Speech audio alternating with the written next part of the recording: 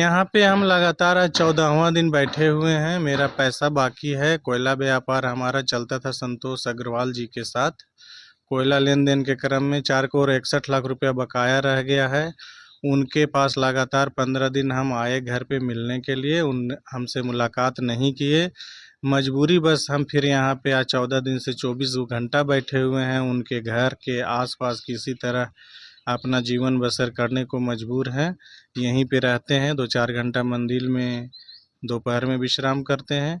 बाकी 6 बजे के लगभग मंदिर में ताला बंद हो जाता है तो बाहर में रात बिताते हैं।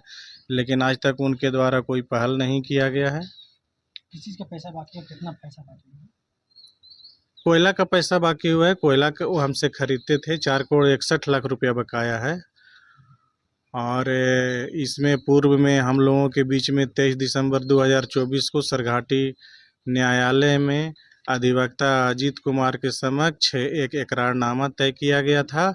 उस इकरारनामा को भी इन्होंने लगातार घोर उल्लंघन किए। तत्पश्चात मामला समाज के बीच में गया। उस समय के तत्कालिक के डीएसपी अमित कुमार सर के देखरेख में होटल नीलांचल पैलेस इमामगंज में एक समाज के साथ बैठक हुआ जो सदा कागज में निबंधित है। उसमें भी वहाँ पे 2 4 5 8 आदमी का गवाहों का हस्ताक्षर भी किया हुआ है। उसके बावजूद उसके अनुसार भी इन्होंने पैसा नहीं चुकता किया। उसके उपरांत अप्रैल महीने में 18 अप्रैल 2025 को हमारा हार्ट अटैक आ गया, एक स्टंट लग गया। उसके बाद ये उस इकरारनामा के अनुसार भी पैसा नहीं दिए, कभी 5 लाख दिए 1-2 महीना। उसके बाद इधर सितंबर अक्टूबर से 2-3 लाख रुपया देने का बात बताते थे और देते आ रहे थे। और वो उनका देने का ड्यू डेट होता था हर एक महीना का 20 तारीख का। इस जून महीने में हम यहाँ पे 14 तारीख से बैठे हुए हैं। उनके द्वारा जून महीने में वो 3 लाख रुपया भी नहीं दिया गया। लेकिन मेरी माली हालत ऐसा बिगड़ गया है कि 3 लाख रुपया से मेरा काम नहीं चल रहा है। 1.5 करोड़ सीसी करा करके हम अपने जिनसे कोयला खरीदे हैं उनको चुकता किए। 1.5 करोड़ रुपया का ब्याज 1.5 लाख रुपया लगता है। बाकी हम बाल बच्चों को पढ़ाने के लिए रांची में डेरा रखे हैं तो 1.5 लाख रुपया ऐसे खर्च हो जाता है। तो इस तरह 3 लाख रुपया लेने से मेरा पूंजी एकदम जीरो हो जाएगा। इसलिए मजबूरी बस हम यहाँ पे बैठे हुए हैं।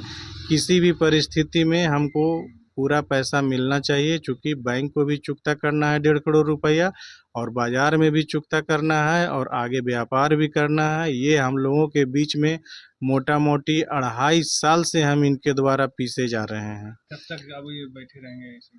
ये यहाँ पर हम तो मजबूरी में बैठ गए हैं और ये संकल्प के साथ बैठे हैं कि इनके द्वारा मेरा पैसा चुकता किया जाएगा। इसके बाद हम यहाँ से उठेंगे, चाहे समय जितना भी लग जाए। और साथ ही यहाँ के सारे जनता, मालिक एवं गार्जियन सभी लोग से हम हाथ जोड़कर लगातार विनम्र करते आ रहे हैं मीडिया बंधु के सामने कि कृपया उनको आप लोग बैठक करें, समाज के बीच में बैठाएं और देखें कि जांच करें कि हमारा मांग उनका गलत है या सही है और उसके अनुरूप हमको पेमेंट करवा करके हमको इनसे निजात दिलाएं। तो आप कानून के तहत क्यों नहीं आ रहे हैं?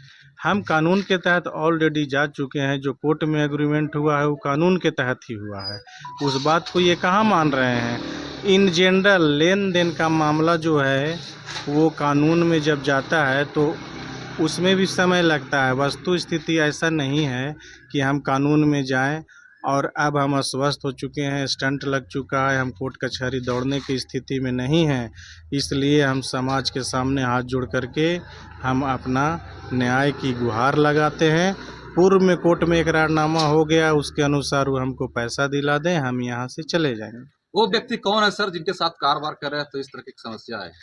वो उनका नाम संतोष कुमार अग्रवाल है, पिता का नाम उनका सुरेश प्रसाद अग्रवाल है, जिनका आवास गड़ेरिया वार्ड नंबर 9 में रानीगंज में अवस्थित है। आईजी से उनकी पत्नी गए थे मिलने के लिए, आपके विरुद्ध शिकायत किए हैं? देखिए, अब चूंकि प्रशासन के पास आने जाने के लिए हम भी फ्री हैं, वो भी फ्री हैं, दोनों का जन शिकायत है, दोनों शिकायत लेकर के वहाँ जा सकते हैं। हमको जनता मालिक के बीच में आना पसंद हुआ, हम जनता को चुने, वे प्रशासन को चुने। वो आईजी साहब के पास, आईजी साहब के पास गए होंगे, अपना प्रस्ताव रखे होंगे, साहब भी सारी बातें समझे हैं। और जैसा कि न्यूज़ चैनल के माध्यम से हम उनका स्टेटमेंट देखें, उन्होंने ऑलरेडी आईजी साहब को भी बोला है कि उनका पैसा हमारे पास 3 करोड़ समथिंग है जो हम देना चाहते हैं, लेकिन धीरे धीरे चुकता करने का बात उन्होंने रखा है। लेकिन अब हमारे पास मजबूरी ऐसा आ गया है ना कि अगर हमको एक मुश्त बैंक में हम 1.5 करोड़ रुपया नहीं चुकता करेंगे तो मेरा फ्लैट ऑक्शन में चला जाएगा, अकाउंट एनपीए हो जाएगा, एकदम समय का कहीं कोई गुंजाइश ही नहीं है। हमने इनसे लगातार मिलने का, उस सतत तगादा करने का 99% प्रयास किया, लेकिन कोई बात पर ये खरा नहीं उतरते हैं। न घर पे आते हैं तो तगादा के लिए मुलाकात करते हैं, घर पे आने पे उल्टा आरोप गठित करते हैं। उनके दरवाजे पे सीसीटीवी फुटेज है, उसका प्रिंट आउट निकाल करके ये पूर्व में भी कोर्ट में कंप्लेन किए हुए हैं, थाना में कंप्लेन किए हुए हैं। हर तरह से हम हाथ जोड़ करके इनके सामने एकदम नतमस्तक हो चुके हैं, हम एकदम मजबूर हो गए हैं।